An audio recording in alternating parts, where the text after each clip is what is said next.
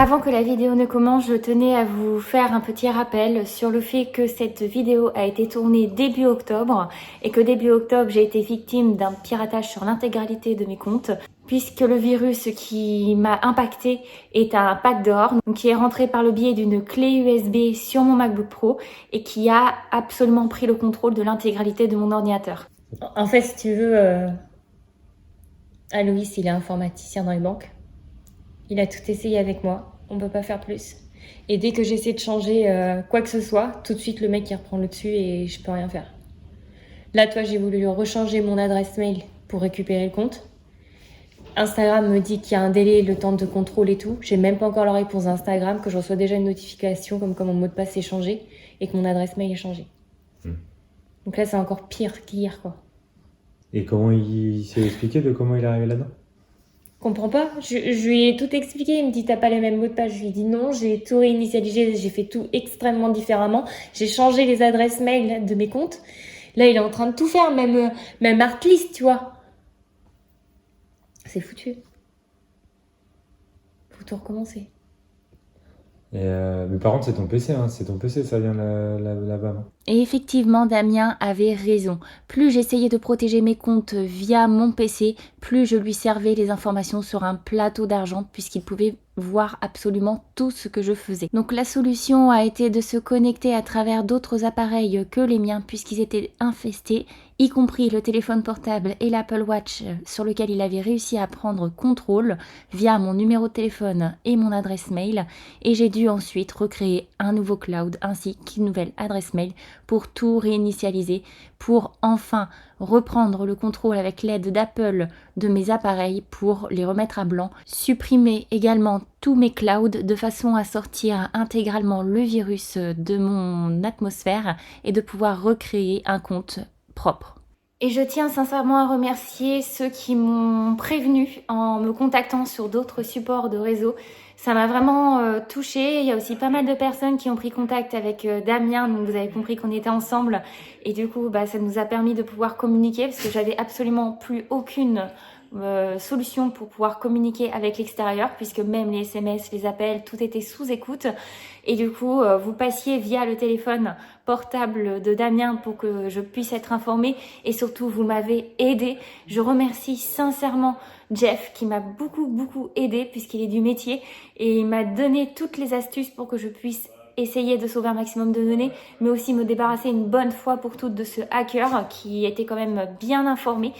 Et du coup, j'ai fait forcément un cadeau de remerciement à Jeff.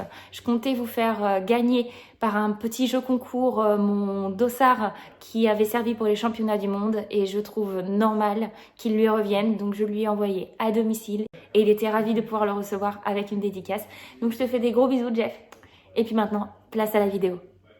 Allez la team, on est samedi, jour de gentleman, mon premier gentleman, j'ai trop hâte d'y aller, ça va me faire du bien, ça va me libérer la tête. Il est 11h20, dans 10 minutes je dois être dans la voiture et je dois aussi consommer mon repas puisque notre passage sera à 15h34 et que idéalement il faut que j'ai mangé 4 heures avant. D'habitude je mange 3 heures avant, mais là dans la mesure où c'est un effort court et intense, je préfère prendre un petit peu plus de marge et manger un petit peu plus tôt pour être sûr que la digestion soit bel et bien terminée. Donc là, j'ai déjà préparé mon pancake qui est en train du coup de cuire et que je vais pouvoir consommer dans la voiture. Et j'ai également préparé tout ce qui est bidon. Donc j'ai pris un bidon que je vais pouvoir boire avant mon passage, donc qui est plutôt sur une boisson de préparation. Ensuite, j'ai mis quand même un bidon pour la compétition. Alors vous voyez que je suis sur un 750 ml, mais avec les bidons Elite, je les ai pesés par rapport aux bidons classiques de 500 ml et ils sont 11 grammes plus légers. Donc j'en profite, je prends ce bidon là que j'ai rempli bien sûr qu'à 500 ml parce que je pense que ce sera largement suffisant. Et ensuite j'ai pris ma gourde d'Insta 360 sur lequel j'ai mis de l'eau plate pour pouvoir m'hydrater après la course. Je n'ai pas eu trop le temps de faire les courses et d'anticiper les choses, donc je n'ai rien à consommer en termes de nourriture à proprement dite après la compétition et je ne sais pas s'il y a ce qu'il faut sur place. Donc au cas où, j'ai pris des barres protéinées de chez Decathlon de façon à pouvoir m'alimenter après la compétition. Et enfin, quelques minutes avant mon départ, je pourrai prendre un gel de chez Maxwell qui me permettra d'avoir 45 grammes de glucides pour ce petit périple.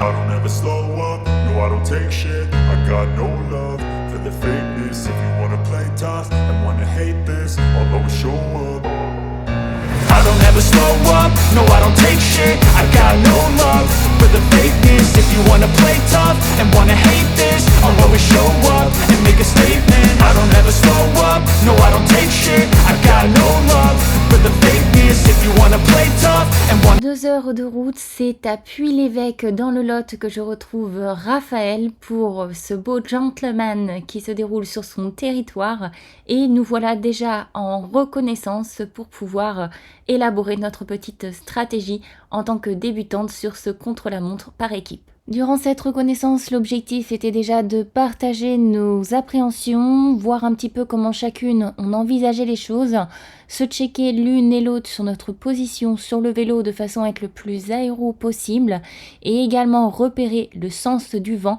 pour pouvoir tourner dans le meilleur sens de façon à ce que ce soit plus facile de remonter. Bon, déjà j'ai mis manche longue parce que normalement les chronos c'est manche longue mais je vais trouver autre chose. Et toi du coup tu préfères être posé comme ça? Ouais, t'as le dos droit. Hein. Ah, là faudra faire attention.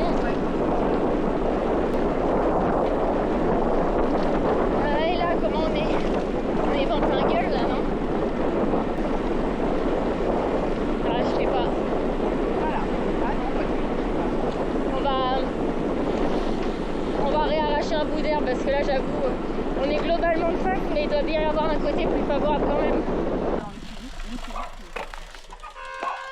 Alors, c'est trop lourd, on voit pas. Ah mais ouais.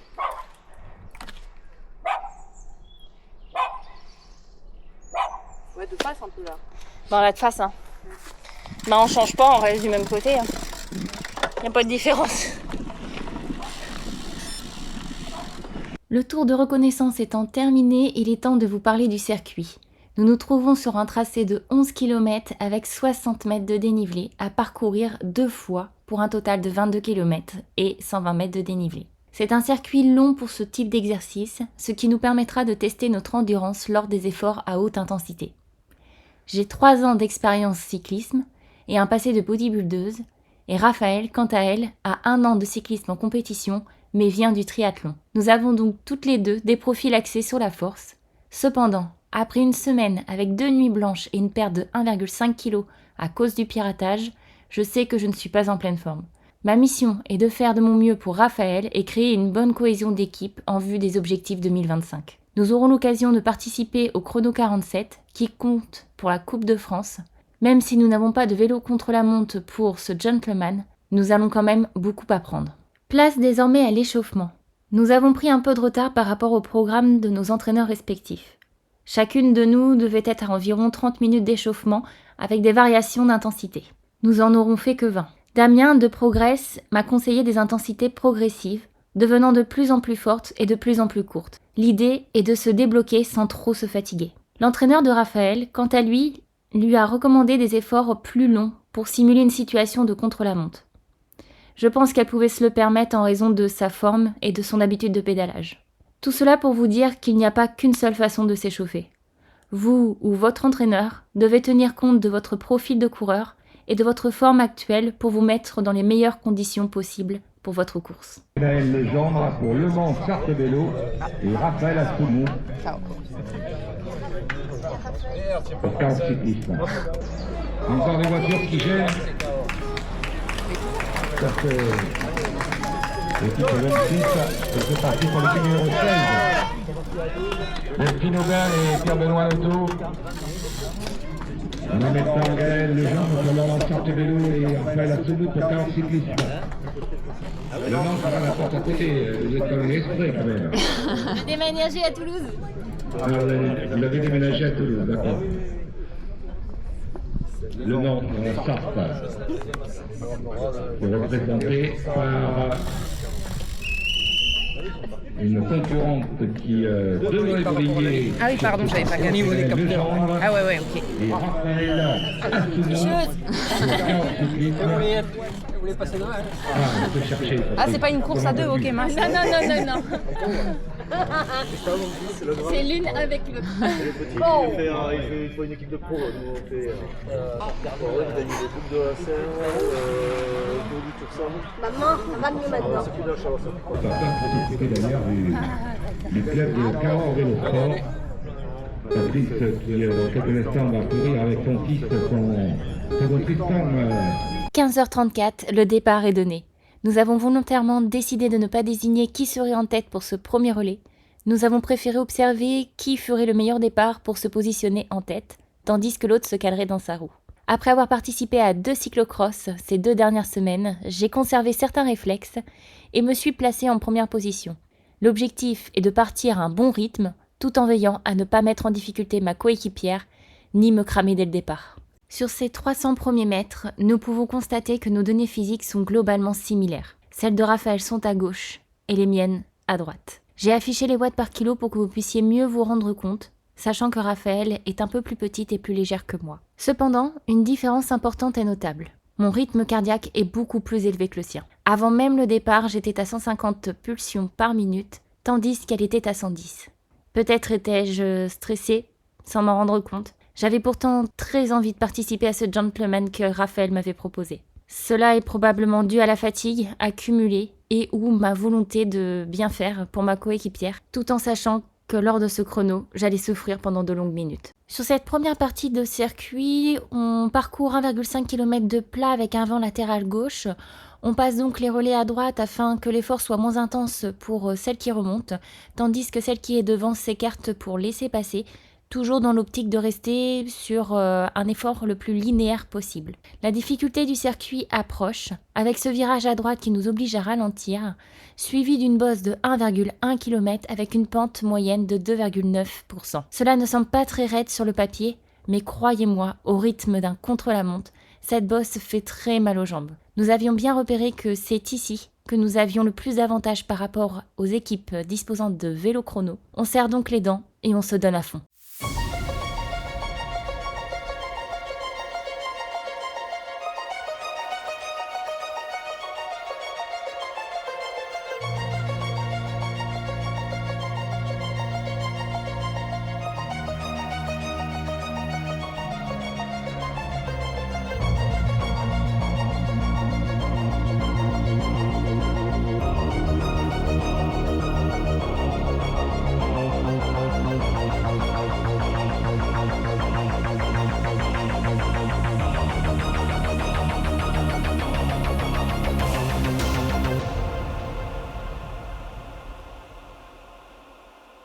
Doubler des duos lors de gentlemen est aussi stimulant que de dépasser quelqu'un dans un contre-la-montre individuel. Nous arrivons donc au sommet de cette bosse avec la satisfaction d'avoir bien fait les choses. Nous entamons maintenant la partie plus roulante, avec des faux plats descendants et montants, favorables au vélo de chrono. Ici, nous allons pouvoir récupérer un peu, mais restons vigilantes pour ne pas trop lever le pied, afin de ne pas perdre du temps par rapport au vélo de chrono. Je ne vous ai d'ailleurs pas encore parlé de nos objectifs. Il y a 78 équipes en compétition, 65 équipes masculines, 12 équipes mixtes, et nous sommes la seule équipe féminine. Nous sommes donc assurés de décrocher la première place dans notre catégorie, mais cela ne nous suffira pas. Nous voulons nous mesurer au classement mixte ainsi qu'au classement général. J'aime appliquer la règle des 25% lors de la définition de mes objectifs. Nous visons donc un podium pour les équipes mixtes et un top 20 pour le classement général. Sachant que nous ne sommes absolument pas équipés pour un contre-la-montre, nos objectifs sont ambitieux et nous tenons à les atteindre ensemble. En raison de notre manque d'équipement et d'expérience, nous avons d'ailleurs choisi de nous appeler les roues libres. Après avoir parcouru un peu moins de 4,5 km, nous réussissons à rattraper le duo mixte parti 1 minute avant nous. C'est très bon signe. Ils ne sont pas équipés de vélos de contre-la-montre non plus, ce qui rend ce type d'événement encore plus drôle. Ces compétitions mélangent des coureurs de différentes fédérations et de différents niveaux. On y trouve aussi bien des duos mixtes d'hommes élites DN1 en FFC que des familles où l'un des membres ose essayer le vélo presque pour la première fois. C'est avant tout un moment de partage pour clôturer l'année. Nous sommes à un quart de John Clemen et à mi-parcours du circuit. Nous abordons la partie la plus propice à la récupération grâce à une descente de 1,7 km. Cela fait 10 minutes que mon cœur ne descend pas en dessous de 185 battements par minute. Même si je tiens bon pour l'instant, je sais que le deuxième tour sera difficile à ce rythme. Cependant, je peux passer des relais équitables d'environ 30 à 45 secondes, comme nous avons réussi à faire depuis le début. Je décide donc de passer en tête pour cette descente. Certes, je vais me fatiguer davantage que si j'étais derrière, mais cela me permettra peut-être de profiter d'une meilleure aspiration une fois sur le plat, lorsque Raphaël prendra à son tour son relais. Pendant cette descente, je suis entre 150 watts et 240 watts, tandis que Raphaël est entre 0 et 120 watts. L'économie pour Raphaël de cette descente est donc d'environ 135 watts, soit 2,37 watts par kilo par rapport à moi. Comparons maintenant cette situation à l'inverse sur le plat. Raphaël roule devant à 250 watts, tandis que je suis à 130 watts. J'économise donc 120 watts, soit 2 watts par kilo. Je pense personnellement que le choix de passer des relais en descente ou sur le plat n'a pas de grande différence, surtout lorsque la descente demande de rester en prise. La différence vient à mon sens de la capacité à bien savoir s'abriter, et visiblement j'ai encore du progrès à faire. Cela peut être notamment dû à ma position, qui est moins aéro que celle de Raphaël, qui a su se pencher davantage sur son vélo traditionnel. J'avoue que je manquais de lucidité à cet instant pour surveiller ma position, et qui est donc restée similaire à ma position habituelle. Un autre détail me saute aux yeux. Mes watts varient bien plus que ceux de Raphaël. Elle dispose d'un compteur Homerhead et moi d'un compteur Garmin. Peut-être s'agit-il d'une question de réglage ou de précision, mais cela me laisse penser que je peux travailler ma façon de pédaler cet hiver pour être davantage en dedans, comme aime dire Damien. Je pense que je perds de l'énergie en n'étant pas aussi régulière que ma coéquipière, ce qui me fatigue plus vite pour un effort similaire et des capacités quasiment identiques. Et pendant que je vous parle, vous avez sûrement remarqué que je me suis mise à saigner du nez. On commence à le savoir, dès que je commence à être fatiguée, je saigne du nez. C'était le cas pour l'étape du Tour, mais aussi lors des stages en altitude. Mais cela ne m'était encore jamais arrivé sur des efforts de moins de 3 heures. Aujourd'hui, il m'a suffi de 15 minutes pour saigner du nez. Preuve que cette semaine a beaucoup joué sur ma forme physique, du fait du stress et du manque de sommeil. Même si la puissance est là, c'est finalement au prix d'un effort supplémentaire pour l'organisme. À ce moment, je réfléchis. D'un côté, je sais que c'est pas grave, donc je ne peux pas prévenir Raphaël pour ne pas la déconcentrer ou l'inquiéter. Et d'un autre côté, j'espère qu'elle n'est pas sensible à la vue du sang. Heureusement, elle me suit depuis mes débuts sur YouTube, et comme vous, elle connaît ma petite particularité. Je décide donc de faire comme si de rien n'était, même si, avec un cœur haut, ça coule vite. Finalement, ce qui m'inquiète le plus, c'est que nous sommes qu'à 1/3 de notre effort, et que je sais que le temps risque d'être long pour moi.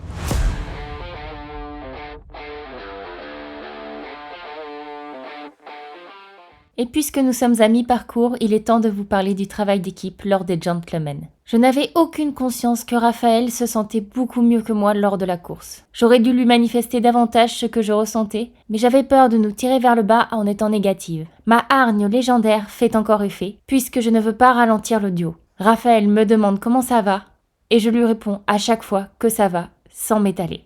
Mais en réalité, Raphaël avait une crainte. Accélérer lorsqu'elle prend le relais, et sa crainte était justifiée.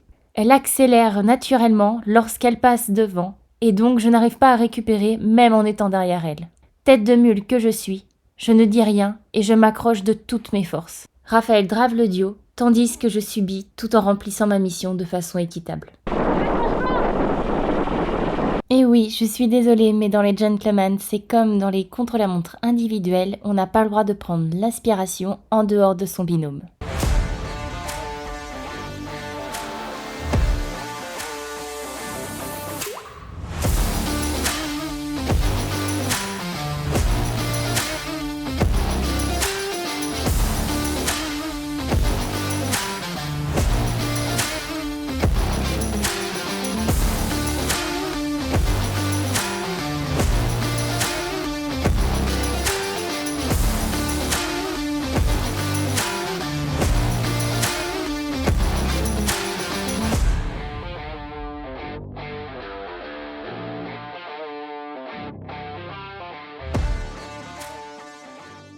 Petit coup dur. Alors que nous sommes autour de 220-250 watts, avec un cœur de plus de 190 battements par minute pour ma part depuis plus de 7 minutes, nous nous faisons doubler par une équipe en vélo de chrono.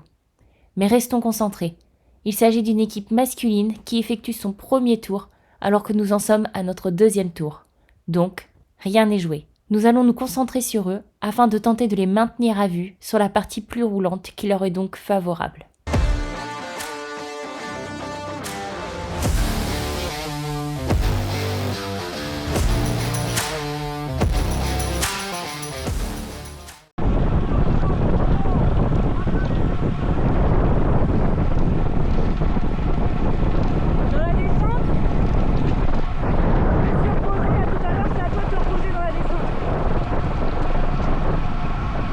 Après 20 minutes à 190 BPM, je peux vous dire que la phrase de Raphaël m'a semblé comme un cadeau tombé du ciel. J'ai pu profiter de ma toute première période de récupération depuis le départ de ce gentleman. Je commence à regarder le compteur, plus que 6 km. Une dernière ligne droite après cette descente et nous serons arrivés.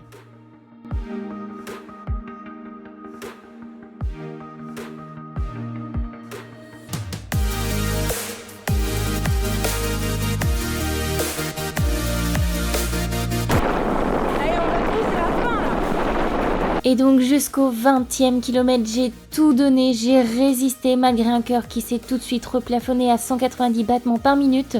Je n'ai rien voulu lâcher jusqu'à ce 20e kilomètre. J'arrive plus. Ok. T'inquiète. Si je vais trop vite, tu me dis. Bien sûr que ça allait trop vite pour moi. J'ai passé l'intégralité des 22,5 km de chrono au-delà de 185 BPM et plus de 30 minutes à plus de 190 BPM. Je crois que mon cœur n'est jamais resté aussi haut, aussi longtemps. Le simple fait de rester derrière Raphaël, mon cœur continuait à augmenter peu à peu. Je la sentais tellement dans son élément. Je ne voulais pas abandonner si proche du but. J'ai ressenti le travail d'équipe à double sens. Raphaël, en tant que leader de ce gentleman, avec ce relais final de 1,5 km qu'elle a fait devant moi pour tenter de m'abriter. Mais j'ai aussi ressenti le travail d'équipe par mon sens du sacrifice. J'ai pris plaisir, aussi étrangement cela puisse paraître, à oublier les signaux de mon corps qui me suppliaient de ralentir pour accompagner Raphaël le plus loin possible dans sa performance. Et sans se dire un seul mot, juste un regard, a suffi à nous faire comprendre qu'à quelques centaines de mètres, nous allions tout donner, tel un sprint final, pour passer la ligne d'arrivée ensemble le plus rapidement possible. Bien sûr, nous n'avons pas été parfaites, mais nous en tirons leçon. Partager des moments en équipe nous permettra de nous souder et donc de renforcer notre équipe. Le lendemain de ce gentleman, nous avons rencontré une grande partie de l'équipe.